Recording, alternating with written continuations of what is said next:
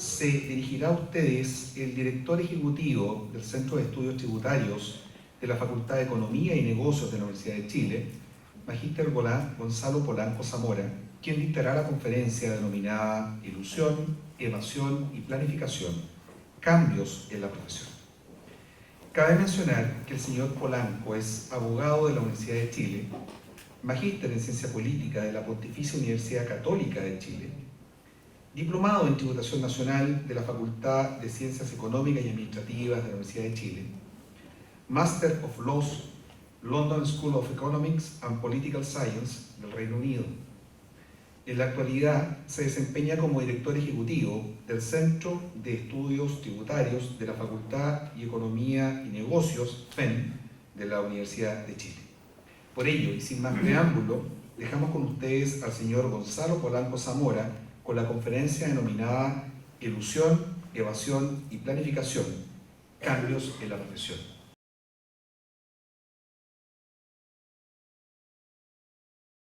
Yo más que una conferencia quiero compartir algunos pensamientos respecto de este tema de la norma general antielusiva, que es un tema que ha convocado mucho a la discusión y se ha convertido en un verdadero quebradero de cabeza para los abogados. Así es que vamos a ver algunas cosas. Quiero partir primero señalando cuál era el estado de la discusión antes de que entrara en vigencia la ley 20.780. Existía desde el punto de vista doctrinario la discusión en torno a aquellos que creían que la elusión era un acto lícito y aquellos que creían que la elusión era un acto ilícito. Cuando yo me refiero a lícito o ilícito, no estoy hablando desde el punto de vista ético o moral, sino que estoy refiriéndome a una cuestión de tipo jurídico. Cuando las conductas son ilícitas jurídicamente, surge la necesidad, la obligación de indemnizar, o bien, en este caso, de enterar en arcas fiscales aquellos impuestos que yo no enteré. Si yo, por el contrario, llego a la conclusión que el acto es lícito, no tengo que hacer eso. Entonces, habían algunos, como aquí en Chile la doctrina es bastante escasa, tuve que recurrir a unos autores argentinos para armar la presentación, pero habían algunos que señalaban que la elusión era una conducta lícita. Y entonces, por ejemplo, este señor von Ruge dice que hay elusión cuando las acciones u omisiones tendientes a evitar o disminuir la obligación tributaria se efectúan por medios lícitos, sin infringir la ley. Harach, por otro lado, dice que consiste en la utilización de medios lícitos y hace hincapié en que se trata de medios jurídicamente irreprochables. Por otro lado, el profesor Norberto Ría, a quien Eduardo conoce, de la Universidad de Santiago, señalaba que esto era una conducta dolosa, que era ilícita, y en consecuencia el contribuyente que incurriera en ella necesariamente tenía que pagar los impuestos.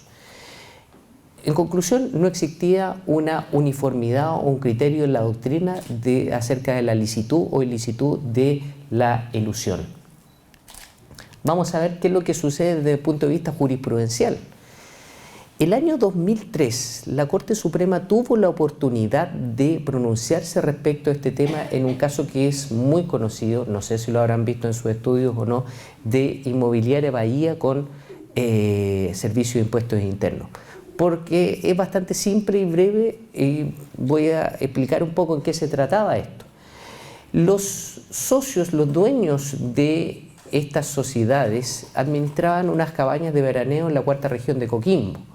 Como ustedes saben, el arrendamiento de inmuebles amoblados es un hecho gravado con IVA y debió pagar IVA. ¿Qué es lo que hicieron ellos? Dividieron las sociedades.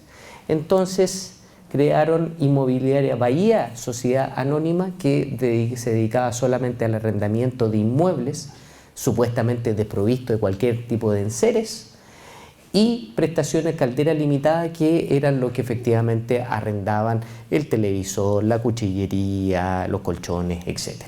Evidentemente el cliente no se daba cuenta de esto porque él arrendaba, llegaba a una cabaña que estaba provista con todos los enseres necesarios para hacer su estadía. Esto era un tema administrativo interno de ellos. Entonces, el Servicio de Impuestos Internos, obviamente muy molesto con esta planificación, emitió liquidaciones. Después de haber emitido las liquidaciones, el contribuyente recurre en ese tiempo, juez tributario, le va mal en primera instancia, le va mal en segunda instancia y después recurre de casación ante la Corte Suprema. Y la Corte Suprema lo que señala es que la elusión no es necesariamente una conducta antijurídica. Elusión, señala, es evitar algo con astucia. Y señala además que el contribuyente no está obligado a organizar sus negocios en la forma que más le convenga al fisco, dando una sentencia muy controvertida que de alguna manera dio un espaldarazo a las conductas elusivas o de planificación que pudiese hacer el contribuyente. Pasan algunos años después y la Corte Suprema se enfrenta al caso Coca-Cola en Bonor. Es un caso bastante largo, no puede ser explicado en breves palabras, pero básicamente esto consistió en que se compraba una planta embotelladora de Coca-Cola que estaba en la ciudad de Arica. Pero no se hizo la adquisición de forma directa, sino que se crearon sociedades en el extranjero. Estas sociedades contrataron créditos para la adquisición de esta planta, pero la contratación de estos créditos no fue a cualquier persona, sino que fueron a sus casas matrices, de modo tal de generar intereses. Y estos intereses eran gastos que eran rebajados de la base imponible. Entonces, el Tribunal Tributario y Aduanero de Arica lo que señaló es que no existía en este caso una legítima razón de negocios para haber realizado la operación de una manera tan indirecta, de una manera tan poco común, tan poco habitual. Y llega esta causa a la Corte Suprema y la Corte Suprema rechaza el recurso de casación y por esta vía no pudimos conocer cuál era el fondo del pensamiento de la Corte Suprema. Sin embargo, en alguna medida deja subsistente las argumentaciones del Tribunal Tributario de Arica y Parinacota. Y días antes de la publicación de la ley 20.780 se dicta el fallo en la causa Kane Market. No es un fallo, en realidad son varios recursos de casación los que fueron interpuestos. ¿Qué es lo que se trataba? Los propietarios de Kane Market vendieron activos los cuales generaron un mayor valor de muchos miles de pesos.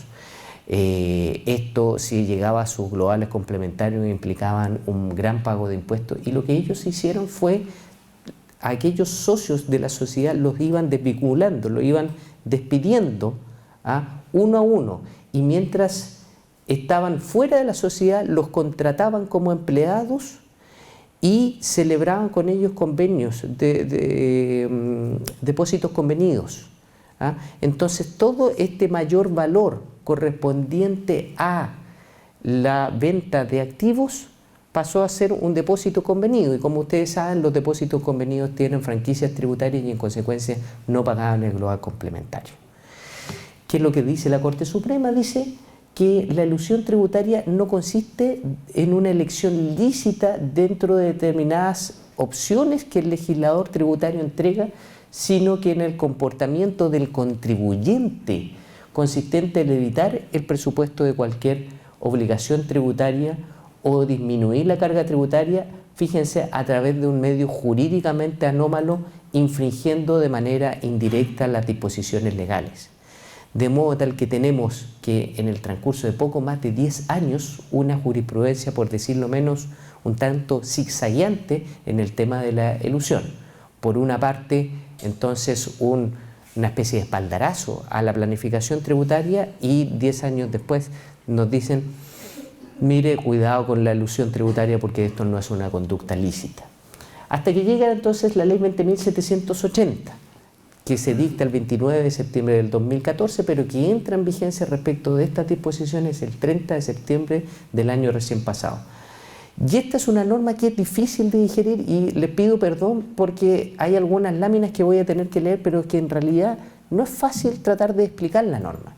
Lo primero que hace es establecer el principio de primacía de la sustancia sobre la forma y dice, las obligaciones tributarias establecidas en las leyes que fijen los hechos imponibles nacerán y se harán exigibles con arreglo a la naturaleza jurídica de los hechos, actos o negocios realizados, cualquiera sea la forma de denominación que los interesados le hubieran dado y prescindiendo de los vicios o defectos que pudieran afectarle.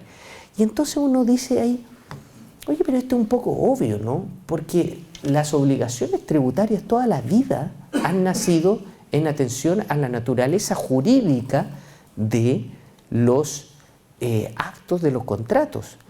En consecuencia, ¿a qué naturaleza jurídica se refiere o por qué es necesario colocarlo? Porque si es la naturaleza jurídica civil, entonces uno debería llegar a la conclusión que lo que se está diciendo es algo que se podría haber desprendido de la sola aplicación de los principios generales del derecho. Por el contrario, hay otros que dicen, no, lo que pasa es que estos son una naturaleza jurídica tributaria. Y si aceptamos la existencia de una naturaleza jurídica tributaria, surge la discusión, oye, ¿y dónde está la naturaleza jurídica tributaria? O sea, por ejemplo, en el contrato de compraventa. El contrato de compraventa es una convención que es un título traslaticio y de dominio y está regulada en todos sus efectos en el Código Civil. Pero si buscamos la naturaleza jurídico-tributaria, ¿a qué norma recurrimos? ¿A la ley del IVA? Sí, pero la ley del IVA es aplicable solamente al IVA. ¿Y por qué vamos a hacer aplicable esa disposición a la renta, especialmente cuando en derecho tributario no se aplica analógicamente? Entonces, primer quebradero de cabeza. Después se establece el principio de la buena fe. El servicio deberá reconocer la buena fe de los contribuyentes. Bueno, eso es algo que hasta el momento no dice nada nuevo, porque la buena fe es un principio general de derecho. Entonces, no hay sistema jurídico que parta de la base que los contribuyentes actúan de mala fe, o si no sería imposible. Y después dice, la buena fe en materia tributaria supone reconocer los efectos que se desprendan de los actos o negocios jurídicos o un conjunto o serie de ellos, según la forma en que estos hayan celebrado por los contribuyentes. Se fijan que aparentemente desde un análisis primario no existe mayor novedad en esto. Y aquí uno entonces empieza a pensar, bueno, ¿por qué se estableció? ¿Se estableció porque realmente existía la necesidad jurídica o por la forma en que se dio la discusión legislativa? Y bueno, todos sabemos cómo se dio la discusión legislativa, aparentemente fue por esa segunda razón. Y después establece el Estatuto General Antielusión que combate el abuso y la simulación, y vamos a ver qué es el abuso y simulación brevemente en un par de láminas más. Y después dice que la carga de la prueba del abuso es del Servicio de Impuestos Internos, es decir, corresponde al Servicio de Impuestos Internos probar la existencia de abuso o simulación en los términos que establece el Código Tributario. Disposición que vamos a ver que no es tan así, que por la lógica del sistema vamos a llegar a la conclusión que el contribuyente va a tener de todas formas que demostrar algo. Y consagra finalmente el principio de especialidad en el sentido de que cuando haya una norma que especial para combatir el abuso o la simulación, se va a tener que preferir dicha norma. Y vamos entonces a la hipótesis de abuso y simulación. ¿Qué es la simulación? La simulación es una institución que está consagrada en nuestro derecho hace muchos años. Como aquellos abogados que me acompañan saben, es la manifestación de una voluntad real que es distinta de la declarada. Ya sea porque esa voluntad real se traduce en que yo no quiero celebrar ningún contrato, a pesar de lo que estoy diciendo, o porque el contrato que quiero celebrar es distinto del que estoy declarando. Llevándolo un ejemplo para los que no tienen formación jurídica, hemos estado presenciando durante los últimos meses la imputación de una simulación. En los casos Penta, en el caso Soquimich, en todos estos casos conocidos. ¿Por qué? Porque lo que se está diciendo es, por parte del Servicio de Impuestos Internos, es que hay una empresa que ingresó en su contabilidad boletas ideológicamente falsas que daban cuenta de un servicio. Pero ese servicio no era tal, no era un servicio, sino que en el fondo había una donación. Es decir, yo hago aparecer una donación como si fuese la prestación de un servicio, saltándome el impuesto a las herencias de donaciones por una parte y por otra parte rebajando indebidamente la base imponible del impuesto a la renta. Esa es una simulación que es definida en la ley como disimular la configuración del hecho grabado. Ahora, en derecho civil ustedes saben que la simulación es una figura que no es frecuentemente recurrida. ¿Y por qué? Porque conlleva elementos subjetivos que son bien complejos de acreditar y que normalmente dicen relación con probar que la simulación fue emitida de manera consciente y además con acuerdo de la contraparte con el fin de engañar a otra persona. Y esto es tremendamente difícil de demostrar.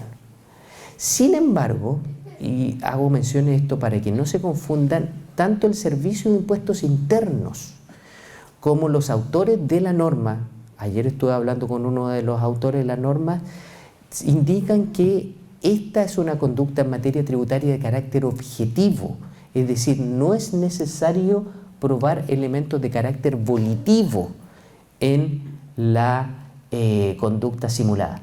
Pero existe otra conducta que es el abuso.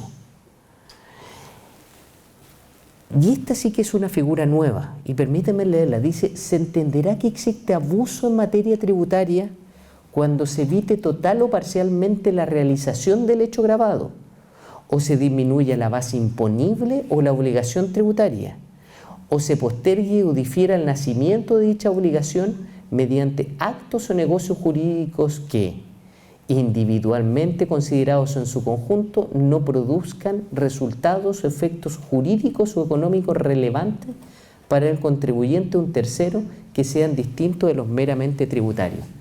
Es recontra complicado entender la norma, es un poco difícil. Y es más difícil todavía cuando uno le empieza a hacer un doble clic sobre cada uno de los elementos. Porque solamente para plantearles un problema, ¿qué es un acto jurídico? Un acto jurídico es un hecho voluntario realizado con el fin de producir efectos jurídicos. En consecuencia de la naturaleza misma de la persona que realiza un acto jurídico el querer producir efectos jurídicos. Y si él lo quiso producir, en consecuencia, son para él relevantes. Nadie se mete a hacer un acto jurídico e ir a la notaría porque no es algo en realidad que yo lo hago por hobby. Lo hace porque es relevante. Entonces, es de la naturaleza que cuando yo hago un acto jurídico es relevante. Entonces, el tema para interpretar va a ser que tiene que tener una relevancia, y esta relevancia tiene que ser distinta de la meramente tributaria. Y esto va a implicar, y por eso el nombre de la exposición, un gran desafío para los que nos dedicamos a esta área desde el punto de vista profesional. Porque el contribuyente va a tener que demostrar cuáles son las razones por las cuales él hizo un negocio de determinada forma. Y entonces esto de que la carga de la prueba del Servicio de Impuestos Internos es hasta por ahí nomás. Porque en definitiva el Servicio de Impuestos Internos a usted lo va a demandar. No está muy claro todavía, entre paréntesis, cómo va a ser el procedimiento. ¿Lo va a demandar o va a emitir un acta? No se sabe todavía, ni siquiera los jueces tributarios saben cómo se va a hacer. Lo va a demandar diciendo que la forma en que usted realizó su negocio es constitutivo de abuso o simulación. Es constitutivo de abuso, por ejemplo, y usted va a tener que demostrar ante el tribunal cuáles fueron las razones extratributarias para haber hecho el negocio. Yo le digo siempre a mis alumnos, fíjense que uno como abogado redacta las actas de directorio, ¿cierto? ¿Y qué es lo que se dice en una acta de directorio normalmente? Mire, se propone por el presidente del directorio someter a votación tal cosa. Los directores, después de un breve debate, decidieron esta otra. ¿Cierto? Eso es lo típico. La típica estructura de un acta de directorio, porque uno, ¿para qué andamos con cosas? Le da lata colocar todas las deliberaciones, ¿para qué? Bueno, parece que llegó el momento en que los abogados vamos a tener que colocar al menos en forma resumida las deliberaciones para que quede constancia de por qué se hizo o se tomó una decisión en estos términos.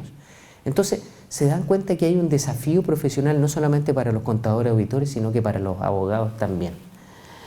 Y finalmente tenemos también la tercera figura. Tenemos por una parte la evasión, tenemos la elusión y tenemos la economía de opción.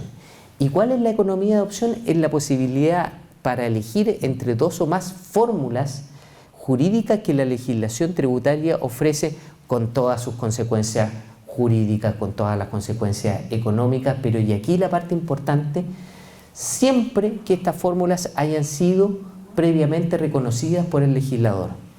Eso quiere decir, en consecuencia, que si yo opto por un régimen de depreciación acelerada, si yo opto por un régimen de depreciación ultra acelerada o instantánea en los casos que proceda, y de ello desprendo un resultado tributario que es menor, a mí nadie me puede decir nada porque es la misma ley la que me permite hacer eso. Ahora, han surgido muchas dudas. Hay algunas personas que piensan, por ejemplo, que optar entre el régimen 14A o 14B no es una economía de adopción, sino que si es que me da un menor resultado tributario, va a implicar que el Servicio de Impuesto Interno me podría cuestionar.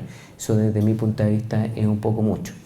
Entonces, fíjense que si nosotros el año 2016 hiciéramos el ejercicio intelectual y conversáramos hoy día con los propietarios de la Sociedad Inmobiliaria Bahía, y los propietarios de Inmobiliaria Bahía nos dijeran, oye, yo quiero hacer la misma maldad que hice el año 2008, hace muchos años atrás, ahora el 2016, nosotros tendríamos que primero ver esa economía de opción. Difícil que sea economía de opción, porque la legislación no establece en forma expresa la posibilidad de dividir el negocio con el único resultado de disminuir mi carga tributaria. ¿Es simulación? Podría ser simulación tal vez, porque uno podría decir, mire, aquí lo que está sucediendo es que usted quería arrendar inmuebles amoblados y lo está haciendo parecer como un arrendamiento de muebles por un lado y el arrendamiento de inmuebles por otro. Pero tal vez lo que uno podría decir que hay definitivamente un abuso, porque la única forma o la única razón para yo haber realizado o organizado mi negocio en la forma que lo hice fue debido a razones tributarias. Y entonces ahí surge el desafío para el contribuyente, decir, bueno, ¿cuál es la razón por la cual yo voy a decir que organicé mi negocio de esta forma? Yo hice un ejercicio con mis alumnos el año pasado y les dije, ok, sean ustedes los propietarios de Inmobiliaria Bahía por un segundo y díganme razones extratributarias para organizar el negocio en la forma que lo hicimos. Y salieron muchas teorías, pero resulta que cada una de las teorías se iba desarmando así. No, por razón administrativa. Es que es más simple administrativamente. Claro, y usted me va a decir entonces que es más fácil tener dos sociedades que manejar una. Que es más fácil llevar dos contabilidades que llevar una. Eso no se sostiene. Entonces, hay alguien que a mí me decía, un amigo que se dedica a esta materia, oye, dame 5 minutos y yo te voy a dar 10 razones extratributarias. Sí, pero el problema es que las razones extratributarias yo las voy a tener que demostrar ante el tribunal. Entonces eso es un desafío no medio. Finalmente, bueno, brevemente, porque me dijeron que tenía que estar muy preciso con los tiempos, así que siéntanse libres nomás en decirme si es que estoy pasándome en los tiempos, el procedimiento. Va a haber un requerimiento de información como en todos los casos que lleva a cabo el Servicio de Impuestos Internos en la investigación. El Servicio de Impuestos Internos va a estar obligado, después de hacer el estudio de estos antecedentes, a citarlo, de acuerdo al artículo 63 del Código Tributario. En este caso no se aplica el artículo 59, que es ese que establece este límite de 9 meses en términos generales para hacer la fiscalización, cosa que no tiene mucha importancia porque ya eliminaron el plazo, la característica fatal de este artículo 59, entonces da un poco lo mismo. Y en el plazo de 9 meses contado desde que el contribuyente responde la citación, el Servicio de Impuestos Internos va a solicitar la declaración de abuso o de simulación ante el Tribunal Tributario. ¿De qué forma va a ser? No se sabe. Todavía no se tiene mucha claridad y probablemente es algo que vamos a tener que conversar el Servicio de Impuestos Internos con la Asociación de Magistrados.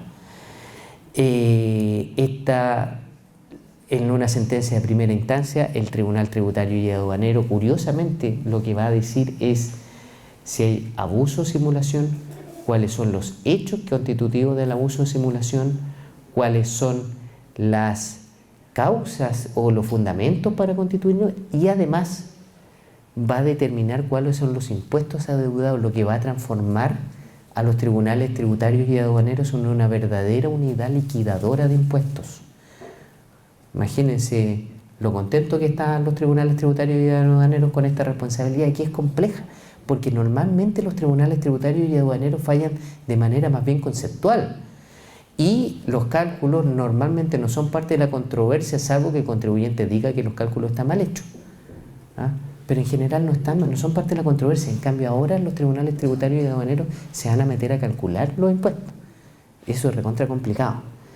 Bueno, esta sentencia es susceptible del recurso de apelación y es susceptible del recurso de casación. ¿Cuáles son las consecuencias de que a mí me declaren que ha habido abuso o simulación? Básicamente, para resumir, yo voy a tener que enterar en arcas fiscales los impuestos que hubiesen surgido si es que yo no hubiese realizado tal actuación de abuso o simulación. Y además, y esto muy importante para todos ustedes que son asesores, además muy importante, se aplica la multa del artículo 100 bis, que implica que la persona respecto de quien se acredite haber planificado, intervenido en esta planificación, podrá ser condenada a pagar como multa hasta el 100% de los impuestos que debieron haberse pagado, con un tope de algo más de 50 millones de pesos. Nuevo desafío profesional, porque acuérdense que además el Servicio de Impuestos Internos ahora sabe quién es el asesor. Los contribuyentes están declarándolo a través de una declaración jurada, ¿cierto? Entonces el Servicio de Impuestos Internos sabe quién es el asesor tributario del contribuyente.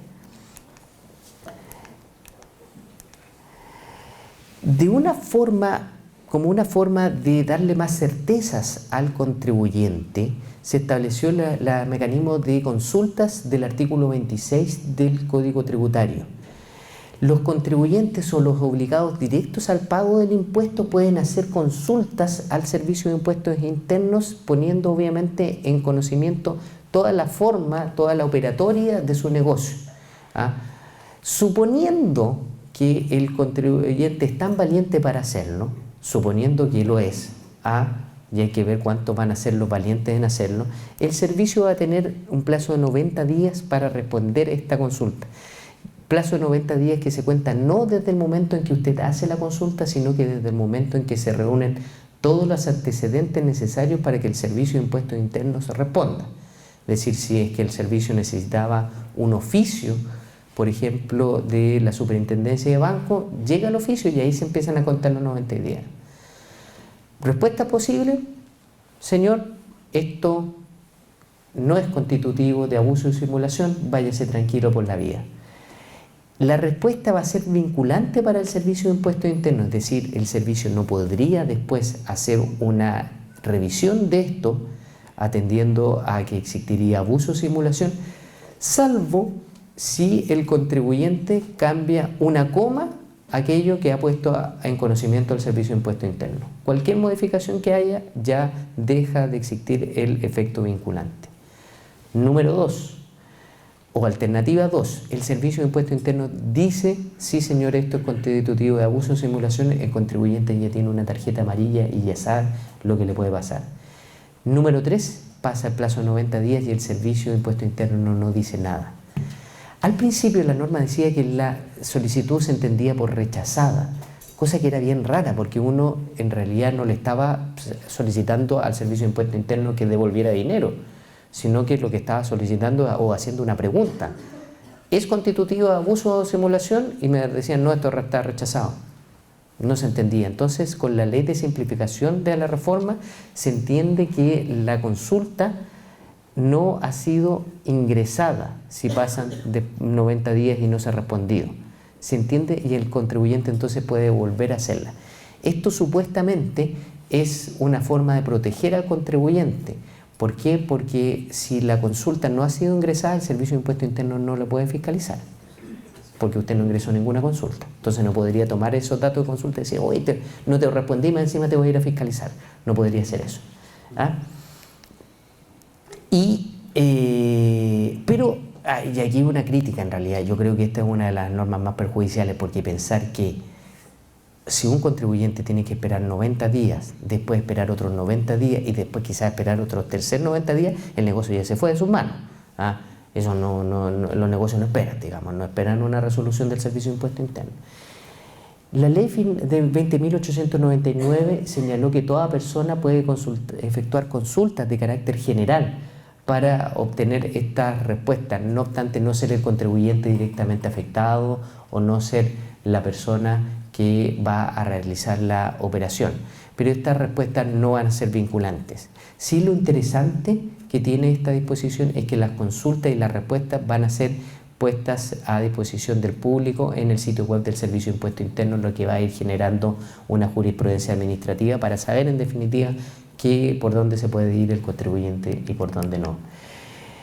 Bien, yo creo que ya estoy probablemente pasado en el tiempo.